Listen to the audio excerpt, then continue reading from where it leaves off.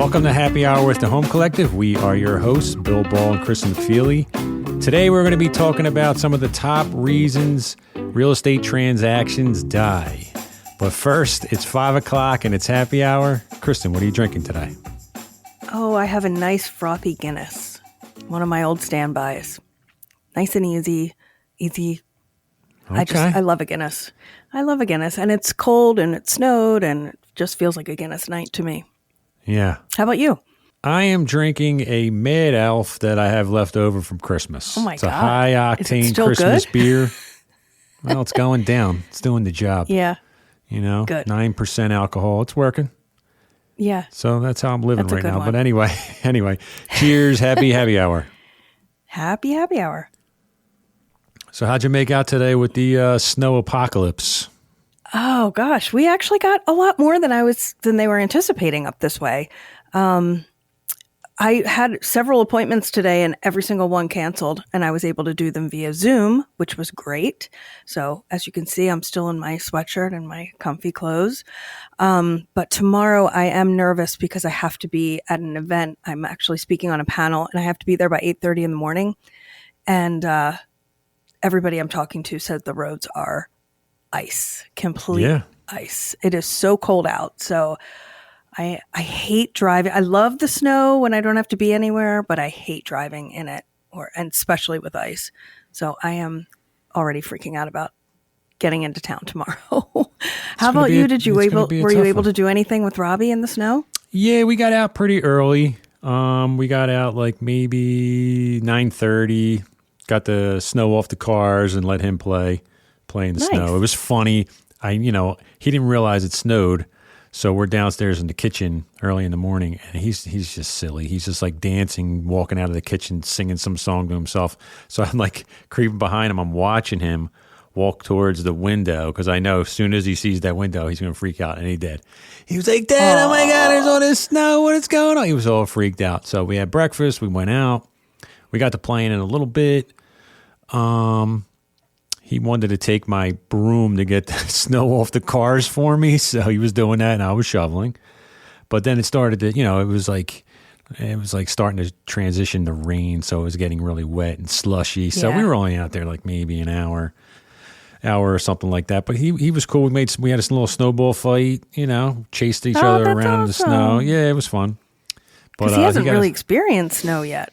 No, we got some this is the most we got. We only got like maybe, I don't know. What did we get? 3 inches, 4 inches? I don't even know. 3 inches maybe on the grass anyway. And it's been like almost over 2 years ago. We got like maybe 6 inches. So we have video of him out there then, but he don't remember that, Yeah. So it was fun to get out there a little bit. But yeah, I can imagine tomorrow morning because all that slush is just going to be a skating rink Ice. in the morning. I don't know. Plus, I think tomorrow's high, is 26. Oh, I know. It's going to be brutal. Awful. Yeah. I have I have this panel in the morning. I have to be there at 8:30. And then we have our team meeting. And then I have showings tomorrow night after dark. That's terrible. It's just no good. It is no good. I might have to borrow Billy's pickup truck with 4-wheel drive tomorrow. There you go. I don't know what else to do. Hate to be like, if you're busy, be like, no, but busy's good this time of year. You know what I mean? So it's hard to poo-poo it, but it's tough. It sucks. I hate showing anything in weather and just hate walking in houses when you're all wet and stuff like that. Yeah, and if you're in the city that you can't park because there's nowhere, they pile the snow up in the parking spots. That's tough. So You might have to hire a driver. You might have to hire Billy tomorrow. I know. I might, Yeah. but he'll just have to walk around all day long in the cold because there's nothing, or sit at a bar all day because my day is full all day tomorrow. Oof. Anyway, I'll figure that out later. All right, Kristin, we're going to take a quick break, and when we come back, we're going to talk about some of the top reasons real estate transactions go to die.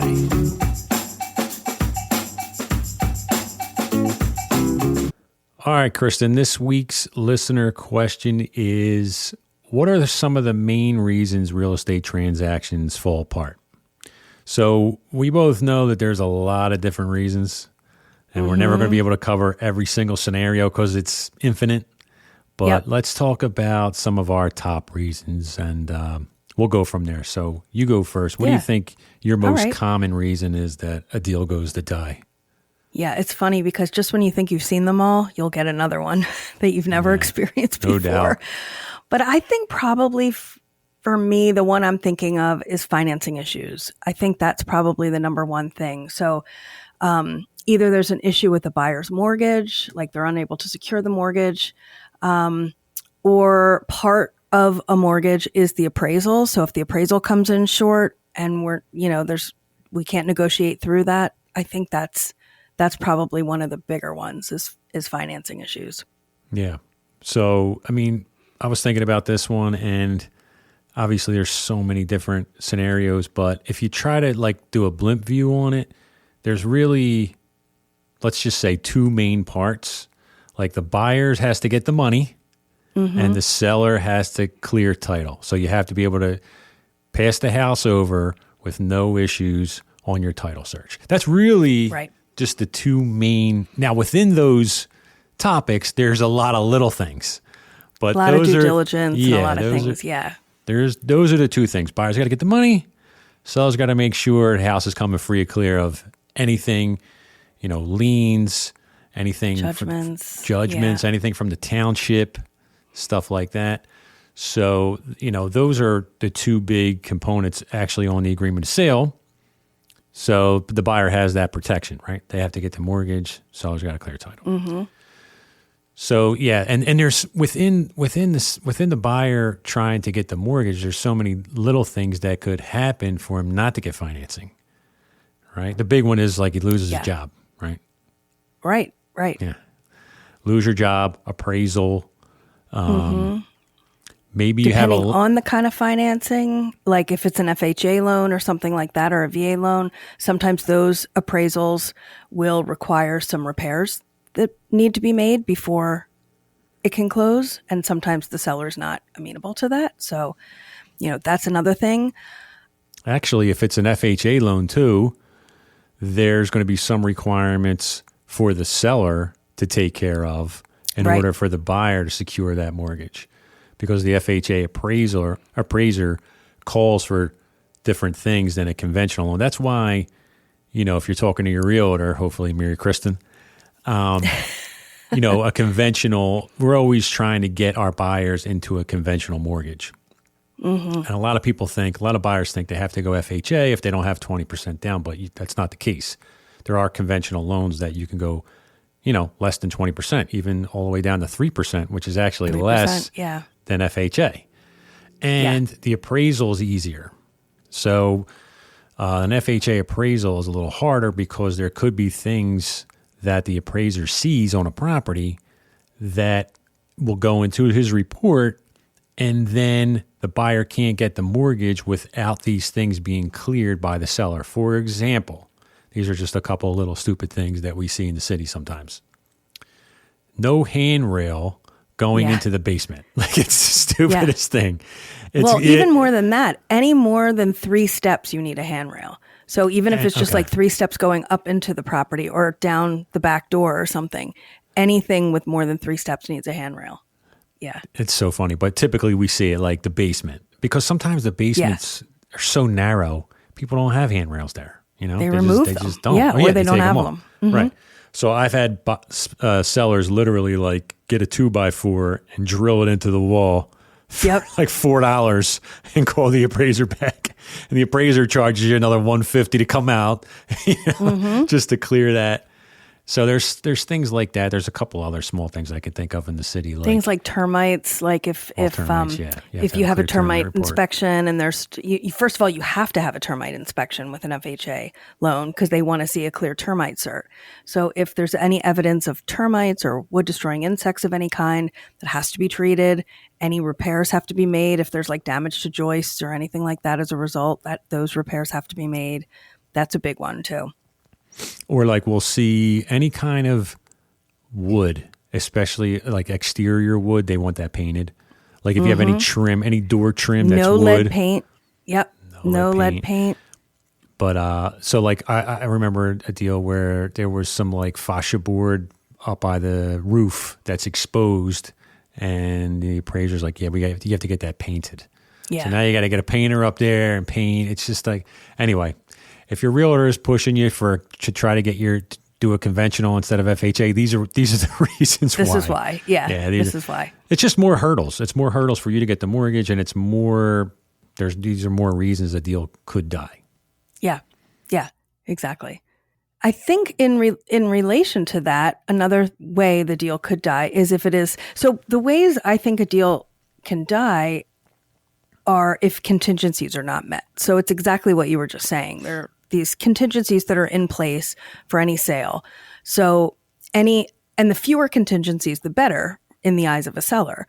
So the more contingencies you have, basically, the more opportunity the deal could fall through. So another one would be inspections. So if a buyer is electing to get inspections, they would have the opportunity to terminate if they're not happy with the inspection. So, the transaction can fall through that way. And if they're not getting inspections, then that's one less contingency you have to get through. So again, that's why if you're looking at multiple offers, you want the one with no inspections because it's a fewer contingencies. Yeah. So that's what the seller is looking for, is as few hurdles as possible in the offer that they're going to sign, because that gives them a better chance to get the settlement. It's basically what it is. So yeah. So Kristen also just mentioned inspection. That's another big one. So back in the day when we would just have one buyer write an offer, everyone did an inspection. Right? I mean, common. And the common three were, or at least in the city, where you would do a full home inspection, you would do a termite inspection, and I don't know, maybe 50-50 you would do a radon, maybe more than 50% times you would do a radon. Those are the three big ones in the city. And that was very, very common to see. And we've only stopped seeing them, since we had that crazy run from COVID. I mean, now you're seeing home inspections again. Maybe not in the burbs. I don't know. Yeah. But not as much. But I think you're starting to see them again. But yeah, so that's another spot that a deal can die.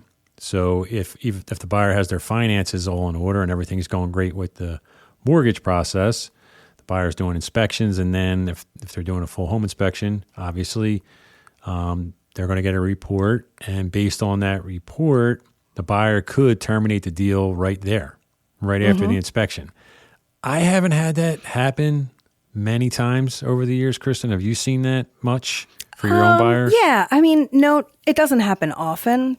I mean, usually the first thing is you try to negotiate a little bit with the seller, where you either get them to make repairs or you get them to provide you with the credit so that you can make the repairs after settlement. But every once in a while, something comes up that I try my hardest when we're looking at the property to point out anything that could be, a real kind of deal breaker. But sometimes, you don't know until you get the home inspection. Some big things like stucco inspections, I've had a few of those where, from the naked eye, from me as an agent, I can't really tell what's going on with the stucco, but you get a stucco inspection, and they find out that there's, issues, and I've had buyers terminate over that.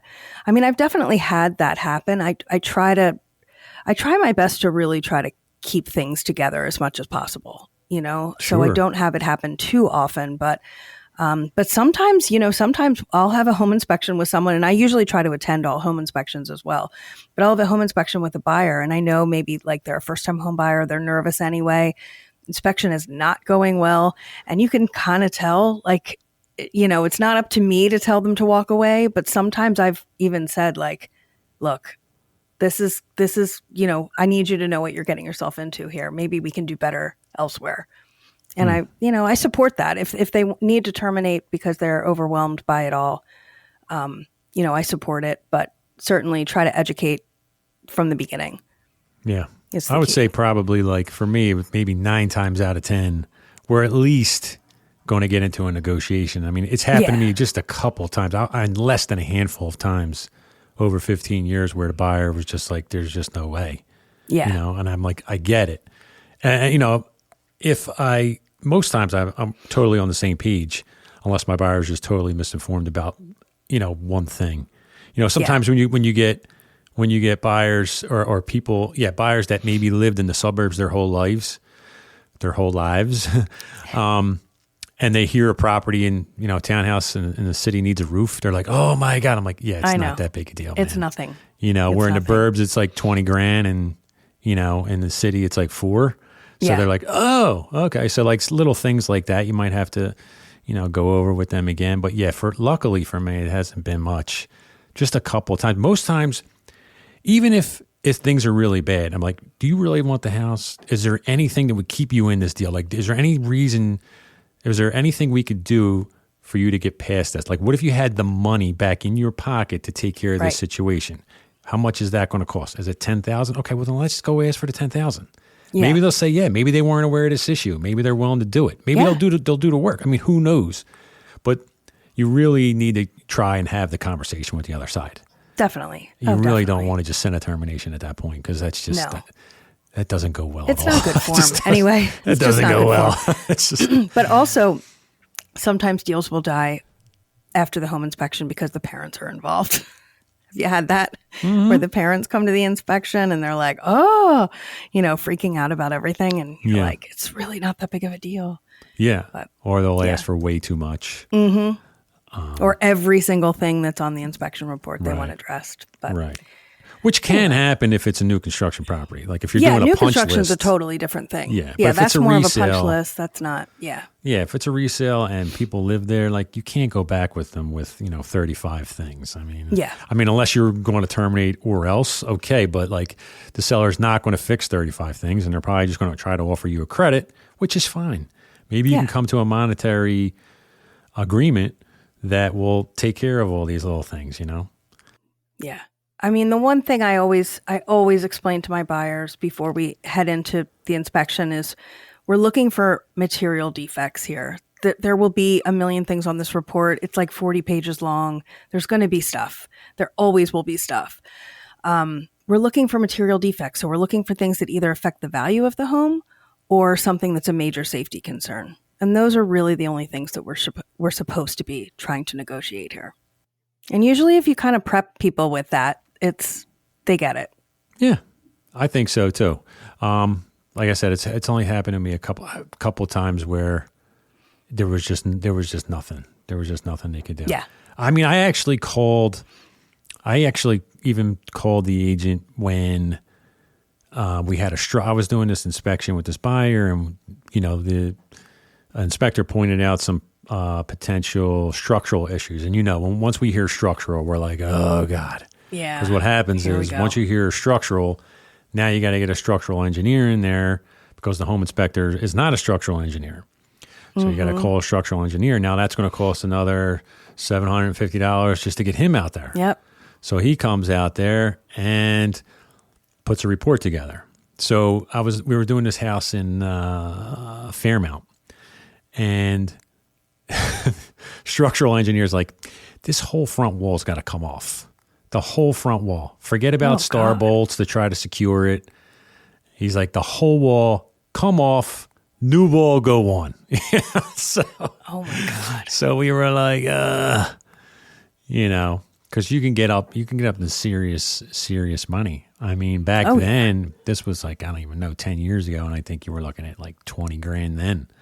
You know, and the buyer's like, well, geez, and I'm like, well, how about this? Let's just tell the seller what's going on. Maybe they'll put a new front on. I don't know. Yeah. Who knows? I mean, why? It doesn't hurt to ask. It's something like, and when it's something like that the seller probably didn't know was an issue, if they don't address it in some way, either provide a credit or make a repair, they're going to have to now disclose it to the next buyer. They're going to have to address it at some point. It's either going to be with this particular buyer or the next buyer, So a lot of times when it's something like that, the seller will actually play ball if they're able to, and they'll try to fix it or give you a credit or whatever. Yeah. But I think in that instance, the seller came back with something like, what are you, effing crazy? Something like that. But I think they offered like $5,000 or something like that. Buyer wound up terminating. But at least we had the conversation. At least we went back and had the conversation and tried to work through something. Because a lot of times in those instances, the seller will just turn around and say, you know what, I'll get my own structural engineer to go out there and check it out. Right. And you got to wait for that report. But at least the seller pays for that one. You know? But I don't even remember that happening. But yeah, so that inspection, like there's a million things that can happen within the inspection itself. And then when you're dealing with like the burbs or South Jersey, which is the burbs, obviously, they'll have their own like township inspections. So then their inspector for the township can come out and they call for things. Now those things go back on the seller unless it's written up in the agreement of sale that the buyer is going to handle everything. But most times that's handled by the seller. So, there could be an issue there that the seller didn't know about that might cost the seller a lot of money. They could kill the deal there. Like they could say, you know what, we're not going to pay for that. And then the buyer could always offer to pay for it. That's the great thing with real estate is no matter what's in the agreement, we could always keep negotiating. So the agreement of sale could say the seller's got to pay for a new sidewalk, some new plumbing, some new electric or whatever. And the seller might be like, there's no way. I'm not doing it. I'll let the deal go. And the buyer could say, well, I'll pitch in, I'll go in half and we'll get it done. Yeah. So there's all these different things. That's why you always just keep talking and just really try to bridge the gap because deals can be saved if you want it. Like if the buyer wants to buy and your seller wants to sell, you'll find a way. You'll find a way. That's what did I say in one of the other episodes? Like the most creative wins. You have to come up with some creative ideas sometimes to make it work, but whoever's the most creative will win at the end of the day. The other issue that we see, I guess it's not often. I mean, mortgage and inspections are probably the biggest, right? Wouldn't you say? Yeah, I would say so, yeah. Some other things is, since we talked about it at the beginning, was the seller has to give the house over free and clear, what's called free title. Like nothing, no liens, no judgments or anything like that. So sometimes when the title company is doing the search on the property, they might find old judgments that they can't get removed from title. Maybe they're not even the sellers. Maybe they're the past sellers, but the deal was so long ago that they can't track down the paperwork, and maybe it's taken title a long time to clear it, and they don't want to give title insurance to the buyer until they get some more information on these. It could be any kind of lien. I mean, I just did a deal recently where my seller tragically passed away, and then there was all this debt that was like credit card debt that got put onto the property. So we had to go and, try to negotiate that stuff. And then title says, well, we'll close the deal. We'll go to settlement, but we want to hold these funds until we figure out what's going on with this, because the title company is on the hook for any outstanding monies owed to anybody through liens or judgments. So deals could die there if the seller's like, no, I'm not willing to do that. This isn't my. If the seller disputes that in any way, the seller could say like, no, I'm just not, I'm not going to. So if the seller decides not to have that stuff cleared or those funds held on the side of settlement, a deal could die that way. So that's kind of how like title. And sometimes the seller can't. I mean, I've had instances actually where the seller cannot clear title. Like maybe there's like a tax lien or something like that, and they're not getting the right. This has been a while, since, kind of in a different market, but like they're not getting the proceeds. They're not getting enough proceeds to do it. So it's actually the seller that needs to terminate because they can't clear title. Yeah. So that's the other, there could be municipal liens on the property, stuff from the city that you didn't even know about that doesn't even show up on title sometimes. Trash liens, all these little things. I mean, that wouldn't kill a deal. Tickets. That really wouldn't kill a deal. But I did have an investor buy this property that was a shell, and it was a board up for years. And there was like $8,000 worth of municipal stuff on there. Yeah. I mean, that's a lot for like $100,000 shell. You know what I mean? Like, So you see all kind of different things there. So sometimes when you're buying in the city, especially if you're buying in an HOA, like a condo building, there's other parts of the agreement, Kristin, that the buyer still has to investigate. Yeah. Well, so if a buyer is purchasing something in a planned community or a condo, they receive HOA or condo docs. that they typically have 5 days to review and make sure that they are, okay with all the rules and regulations and bylaws and even the financials of the property. If it's a co-op, which we don't have too many of here in Philly, we have, there's just a few buildings around Rittenhouse Square. I know there's a lot in New York, but you actually have to go in front of a co-op board and they have to approve you. So there are those kind of things. Those are sort of like, I would consider like third party issues, whether it's the condo association or the co-op association or board, but those can make a transaction fall through. I have had that happen before, actually, when I've had buyers who are not happy with what was in the condo docs. I know Deirdre on our team just went through this with, had the seller actually was selling a home in a planned community, and the buyers were not happy with the rules and regulations and the financials of the community, and they terminated, and they were okay to do that. So that's another thing. I get that question pretty often from buyers that are looking at condos, and they're like, well, I want to know the financials. And I'm like, we're going to find out the financials. It'll come in a packet from the association, and you'll have 5 days to review it. And it's separate from your home inspection, because we'll do that first in the first 10 days. And then when we get the packet, it might be 2 weeks in that we'll get the packet. We'll sign off on an addendum saying we received them on the 16th, and now we have till the 21st to review. So then you'll get all the financials, all the rules and regs, and it's a whole nother due diligence on the buyer's part. And if there's anything in there they don't like, they can terminate. Yep. Like you said. So I wonder if, some of that's negotiable too, I guess. Right? So like, let's say. Well, I guess it depends. It depends on what the issue is. Well, yeah. I mean, let's say, little things. I'm not saying like you can't really negotiate rules, right? Mm-hmm. But let's say the move-in fee was, I don't know, 3 times which is normally three times the monthly HOA fee. But maybe the buyer wasn't aware of that, or maybe there's a one-time capital contribution of $2,000, and the buyer's like, "What the hell?" And you could try to renegotiate that with the seller, and maybe ask them to pay for it, or ask for like a credit from the seller for it. If it's $2,000, you're probably not doing it. But or like a special assessment. Like sometimes it's the capital contribution. You're right. Yeah, the capital contributions. I kind of always assume they're looking for 2 months up front, so I put that in the closing costs anyway. And if they don't, it's like, ooh, bonus. Right, we you didn't need all that. But the special assessment, sometimes we don't know that ahead of time if the listing agent doesn't know it and doesn't disclose it. So, I'm dealing with one right now where there's like a 20-year special assessment of like $10,000 a year for like the next 20 years. Wow. And the buyer has to be okay with paying this additional $10,000 a year. And that adds up for 20 years. That's a lot. For like some facade issues or something. So, fortunately she's okay with it, but that would certainly be a red flag to a lot of people, and they would possibly terminate over that. And we didn't know until we got the condo docs. Sometimes we'll see that the seller is actually paying off a big portion of that before they go to settlement. Yes.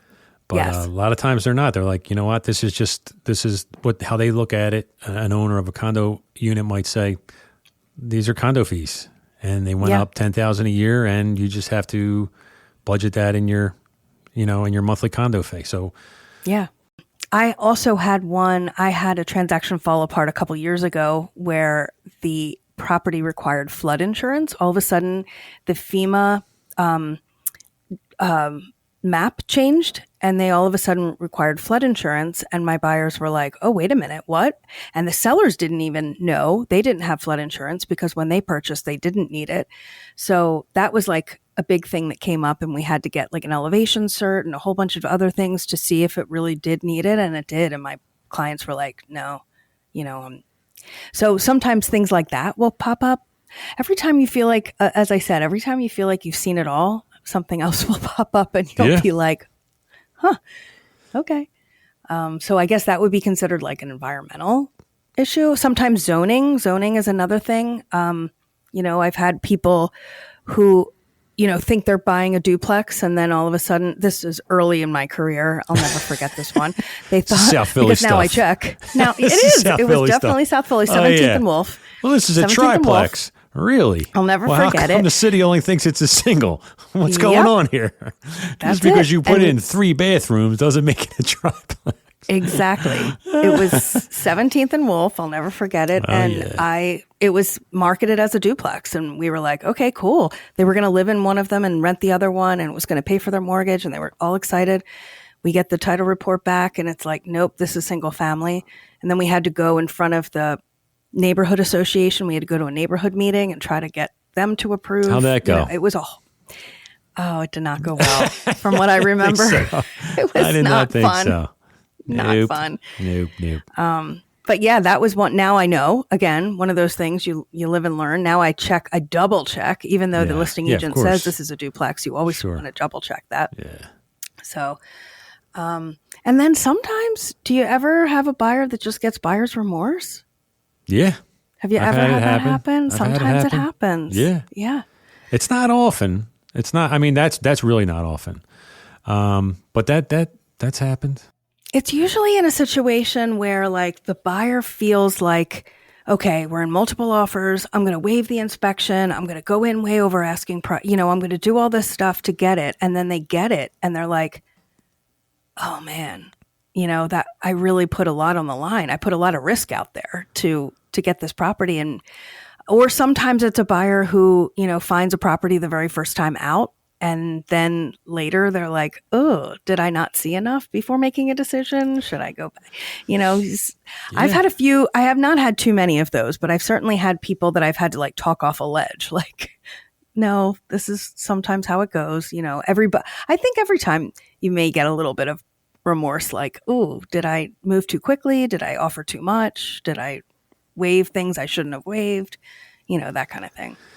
Yeah, it's definitely not often, but yeah, I've seen it. I had this one buyer who I like a lot. This was years ago too. So we go to the walkthrough, and we usually do the walkthrough. So basically, as a buyer, you walk through the property the day of settlement or the night before, just to make sure the house is empty and make sure the seller took care of the things they said they were going to take care of and left the things they said they were going to leave, and hopefully took all the things that they said they were going to take, right? All their personal belongings, unless they mentioned that they were going to leave something for the buyer.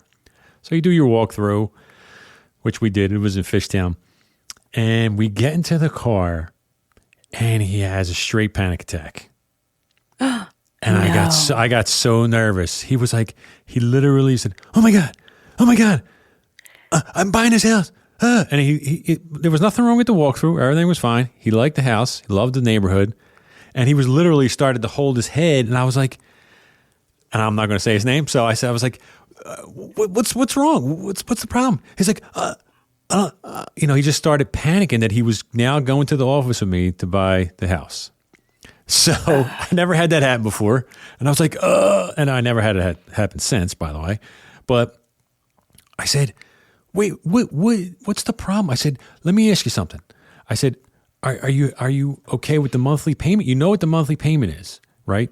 Like, is it that? Like, are you okay with that? And he goes, yeah. I go, okay. Do you have your check for today for the rest of the proceeds that you owe on the property? He goes, yeah, I got that. I said, okay, well, nothing's happening today except you're going to the office to sign paperwork. That's literally it. You hand him that check, they give you the keys, and you know what the payment is. Like, there's nothing. Yeah. He went, and he just took a big breath. He was like, okay, all right. So that was it. We go to the office, right?